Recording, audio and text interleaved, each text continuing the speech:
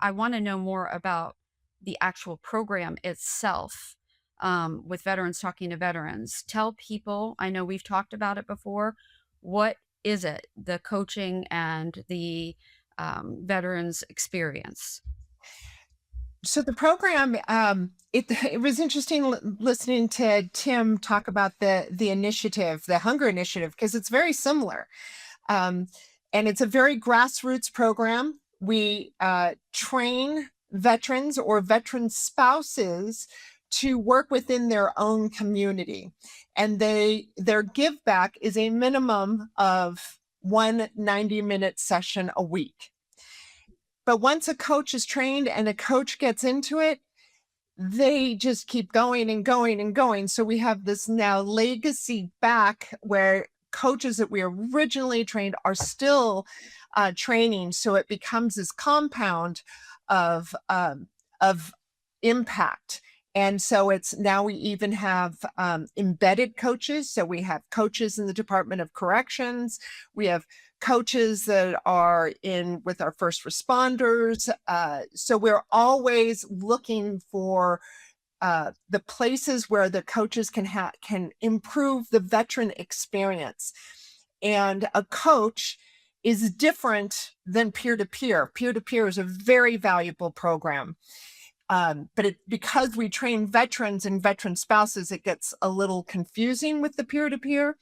They get 75 hours of training that is credentialed by both the National Board for Health and Wellness and the International Coaching Federation, including ethics and suicide prevention from Prosper Together. Dr. Kent Corso is a veteran who is a suicidologist. There's only about 100 of those in the world. And so he's also part of our training and a great support to our program. He will also be at the event. And so our coaches find these very unique ways to working. They work oftentimes with the police department if there's some sort of justice involved veteran in the moment. A lot of our coaches are there to support and to be there. The sheriff's department will call. They're working in fire. They're working in a lot of really important areas. They collaborate with other nonprofits and work with other nonprofits, like the VOA. Our coaches often like present together with their moral injury groups. So our coaches are much like the way Tim described the Hunger Initiative. There's pockets of power and opportunity and good work that's being done, and coaches break down the ivory towers. You know, ivory towers are important because of expertise, but our coaches' expertise is motivation, discipline, accountability, goal setting, performance, and helping not to tell anybody what to do, but it's reaching in and being a good thinking partner and helping them to find the internal resources to really create the life that they want.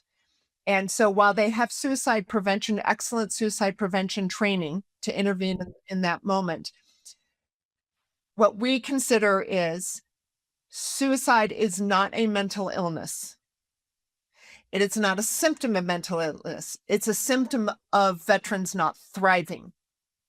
And so what our coaches can do is intervene at that level, and that's a low bar. It's an important bar, but it's a low bar.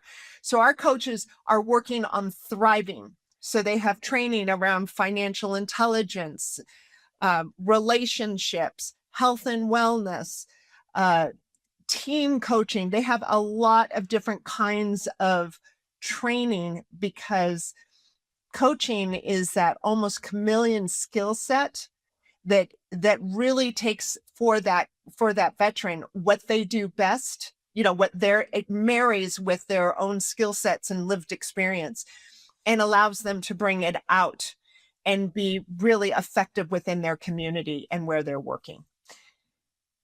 In addition, one more thing is, and I love it because the coaches came up with this in their training. It comes up often without us ever saying a word, but I'll now tell you what they say.